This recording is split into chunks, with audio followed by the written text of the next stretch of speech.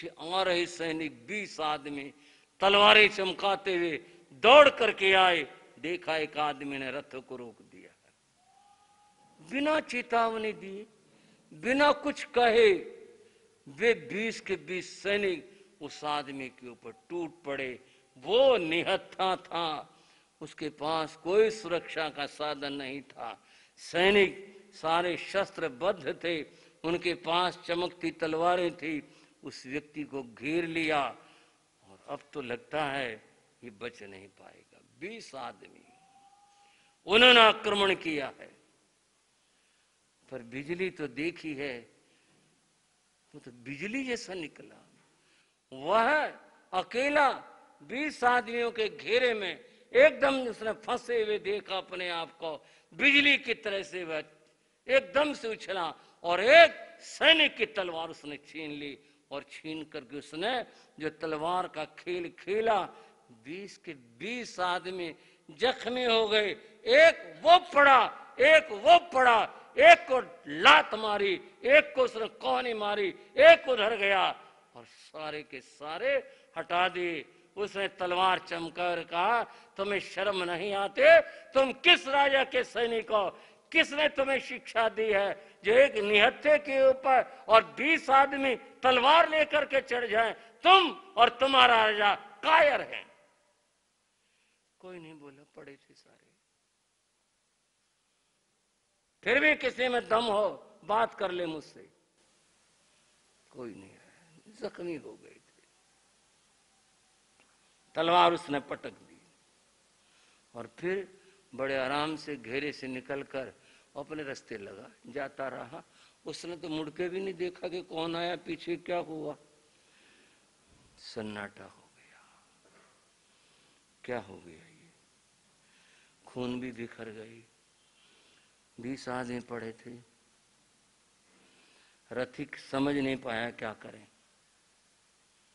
त्रिशला बोली, रथिक रथ को वापस ले चलो, हमारा मन खराब हो गया, हमने आगे नहीं जाना, वापस चलो। और उसने अपने घोड़े वापस मोड़ दिए। रथ वापस चल पड़ा।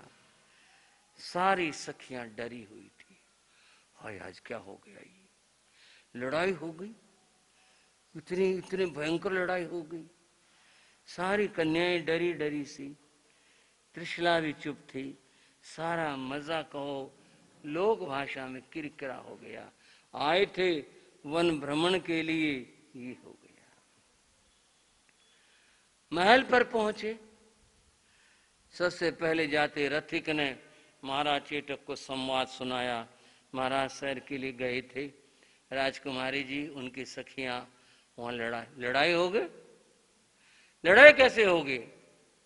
और हमने आदमी भेजे थे। हाँ जी, कैसा आदमी? पता नहीं वो आदमी था क्या था, उसने सबको हरा, एक आदमी ने हरा दिया। वो 20 आदमी क्या कर रहे थे? महाराज उसके पास तलवार भी नहीं थी। और फिर कैसे लड़ा वो? उसने की तलवार छीन ली और फिर लड़ाई होगी। कौन था वो इतना दुस्साहस करने वाला, ये नहीं पता कौन था। ठीक है, हम देखते हैं। त्रिशला महल में गई, मां सामने, त्रिशला क्या हुआ, जल्दी आ गई? राजकुमारी रो पड़ी। क्यों बेटी, तुम क्यों रोई? राजकुमार रोने की क्या बात? मां लड़ाई हो गई। फिर लड़ाई होगी तो क्षत्रानी है, तुझे रोने की क्या बात होगी? अच्छा नहीं हुआ, कोई बात नहीं, तेरा भाई सब बदला लेना जानता है, कोई चिंता मत कर। और तेरा भतीजा वही अकेला बहुत है, वही सब कुछ कर लेगा, सिंह भद्र, तो क्यों सोच रही है? वो चुप हो गई। चुप हो गई। सारा दिन ऐसे सन्नाटे में बीता। शाम हुई, त्रिशला मां के पास बैठी थी। मां, हाँ बेटी, एक बात पूछनी है। बोलो, क्या पूछनी है? ये विवाह करना क्या जरूरी होता है? हाँ बेटी, देखो दो बातें हैं। कोई सन्यास ले ले वो तो महान आत्मा है, कोई संसार में रहे तो ये तो फिर एक कर्तव्य है, होता ही है। और लड़कियों के लिए बेटी, उनके लिए तो और भी ज्यादा जरूरी है, क्योंकि उनको तो सुरक्षा चाहिए, तो ये तो जरूरी होता है। और कोई ना करे तो विवाह नहीं करना चाहिए, नहीं संन्यास लेना चाहिए। तो मां, मेरा कुछ फैसला है। क्या फैसला है? मैं या तो विवाह करूंगी तो एक युवक से करूंगी, और नहीं तो मैं संन्यास ले लूंगी। ये तो क्या कहने लगी है? मेरा ये फैसला है। तो कौन है वो युवक? मैं नहीं जानती उसे, मैंने। फिर तुझे क्या फैसला हुआ? बोले ये फैसला हुआ, वो बड़ा वीर और बहादुर था, उसने 20 आदमियों को पराजित किया। ये तो ठीक है 20 आदमी पराजित किए, लेकिन बड़ी बात तो यह थी उसकी कि वो आदमी दयालु था, उसकी कोई गलती नहीं थी, गलती हमारे सैनिकों की थी। रथिक ने, उसने कुछ नहीं कहा, उसने तो ये कहा था कीड़े मरेंगे, इधर से चले जाओ। और उसने कुछ नहीं, हमें नहीं कुछ कहा, कुछ नहीं कहा उसने, वो दयालु था। और हमारे आदमियों ने, 20 आदमियों ने उस निहत्थे के ऊपर, त्रिशिला रो पड़ी, उस बेचारे निहत्थे पर हमला कर दिया, और वो तो ऐसा बहादुर निकला, उन 20 को पराजित कर दिया उसने। कोई बात नहीं, देखेंगे कौन था वो, मुझे नहीं पता कौन था। मैं तो उसकी दया और उसकी वीरता, दया और वीरता का ये समन्वय उस आदमी में देखा, तो मैंने फैसला ले लिया, विवाह करूंगे तो इससे करूंगे, अन्यथा मैं संन्यास ले लूंगी। अरे नहीं बेटी, ऐसा नहीं, देखते हैं तेरे भाई सब देखेंगे, तू क्यों चिंता करती है? त्रिशला चुप हो गई। महाराज चेतक ने आदेश दिया, जिस आदमी ने ये साहस किया, राजकुमारी का रथ रोका, उस व्यक्ति को जिस हालत में हो पकड़ करके हाजिर किया जाए, आदेश दे दिया।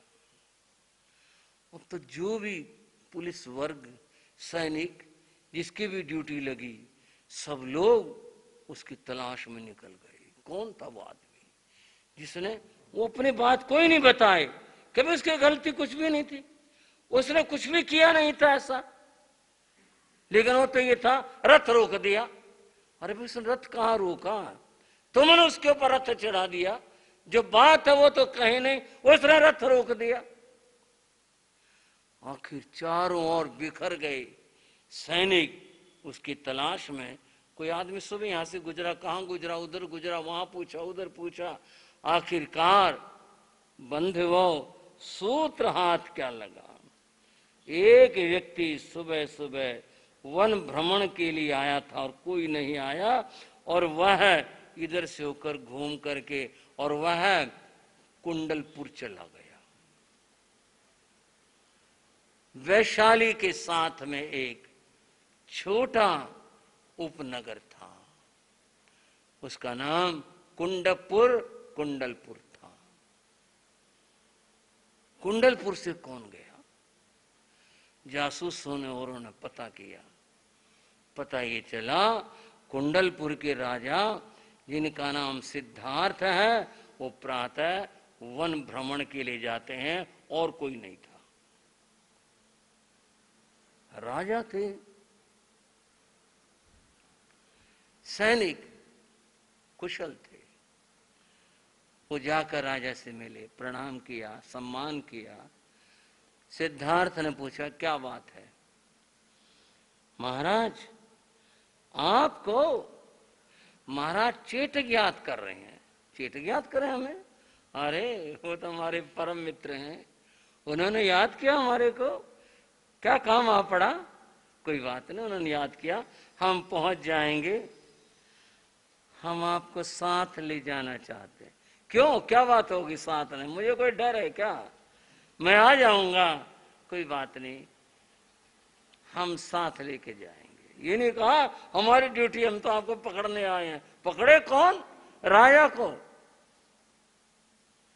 आखिर जब वो तैयार हुए, कहा चलो, रथ मंगाया, रथ में बैठे, सैनिक भी साथ हो गए और पहुंच गए वैशाली।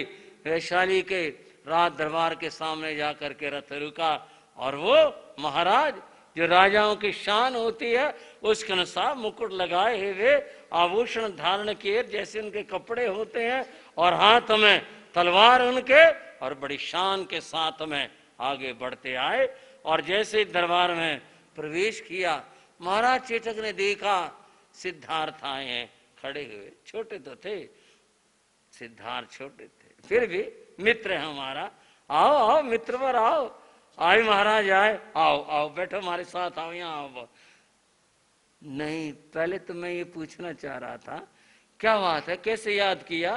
कोई काम हो तो हमें बताओ ना, आप कुछ कहो ना हमारे लिए, क्या आज्ञा है आपकी?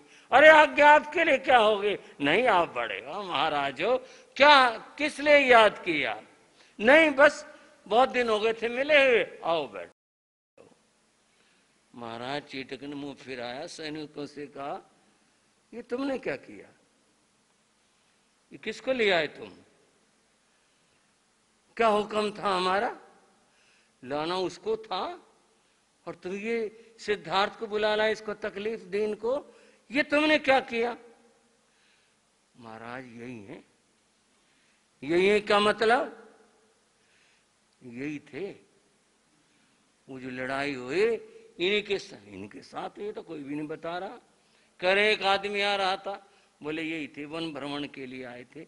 सारी बात बताई उन्होंने, इनके साथ हुआ। बोले भाई तो बहुत गलत हो गया, हमारे मित्र के साथ हमें इनको इतना दुख दिया, कष्ट हुआ। कोई बात नहीं, बैठे बातचीत हुई, भोजन का निमंत्रण दिया, जो कुछ औपचारिकताएं होती हैं, और उसके बाद सिद्धार्थ ने कहा अच्छा महाराज कोई काम हो तो बताओ। नहीं कुछ नहीं, बस आप मिल लिए, बहुत मन कर रहा था, मिले भी ना, चलो ठीक है, बाहर तक छोड़ने आए, वो तो रथ में बैठे और चले गए। ये कहानी बनी। आई महाराज चेतक महलों में, माँ को प्रणाम किया। रे चेतक, उसका पता लगा कुछ? किसका? माँ, वो जिसने लड़ाई की राजकुमारी के रथ के वहां। बोले हाँ जी लग गया पता। कौन था वो? वो तो हमारा मित्र निकला। अपने कुंडलपुर है ना? बोले हाँ, वहां का राजा सिद्धार्थ है। सिद्धार्थ तुम्हारा मित्र है? हाँ जी। फिर क्या हुआ? बोले कुछ नहीं, क्या बताएं, ऐसे भ्रम हो गया, धोखा हो गया, इन्होंने गलत समझ लिया, बात गलत बताई। वो तो बहुत अच्छे हैं, हमारे तो परम मित्र हैं, हमारे सुख दुख के साथी हैं वो तो, उनको ऐसे हैरान कर दिया इन्होंने, गलत ही नहीं की रही, बात तो ये निकली। बेटा, हाँ माँ, ये त्रिशला कुछ कह रही है। क्या कह रही है? यूं कह रही है, इसे तो पता नहीं कौन था वो, यूं कहती है अगर विवाह करूंगी तो उसके साथ करूंगी। त्रिशला कहती है ये। माँ एक बात कहूं, अगर ये काम हो जाए तो कोई बुराई नहीं है, ये तो बहुत अच्छाई होगी। ये तो भावना इतना है, हमारे परम मित्र हैं वो, अगर ये काम होता है, लेकिन पता नहीं वो मानेंगे नहीं मानेंगे, क्या होगा आगे। स्थिति यहां तक है, बेटे पता तो करो सब। राजा ने अपने कुछ आदमी फिर भेजे और कहा जाओ सिद्धार्थ के बारे में पता करो। हम जानते हो बलवान है, लेकिन एक व्यक्ति का चरित्र होता है, उसका जीवन होता है, जाओ और पता करो। ठीक, वो वेश बदल कर जैसे भी थे इधर उधर, उन्होंने सिद्धार्थ के बारे में जानकारी इकट्ठी की और इकट्ठी करके वापस लौट कर आए। आकर के अपनी जानकारियां महाराज चेतक को दी।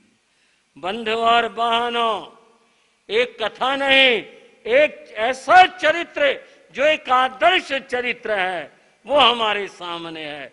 उन्होंने जानकारियां दी, और वो जानकारियां किस रूप में दी?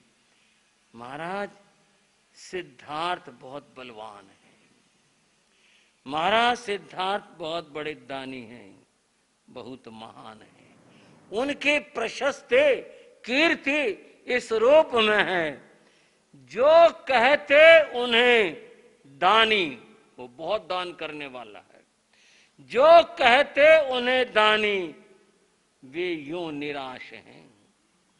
कुछ लोग उनसे निराश हैं, कुछ नहीं भाई, क्या बात, क्या ये देने में कंजूस है? कंजूस तो नहीं है, पर बात कुछ और है।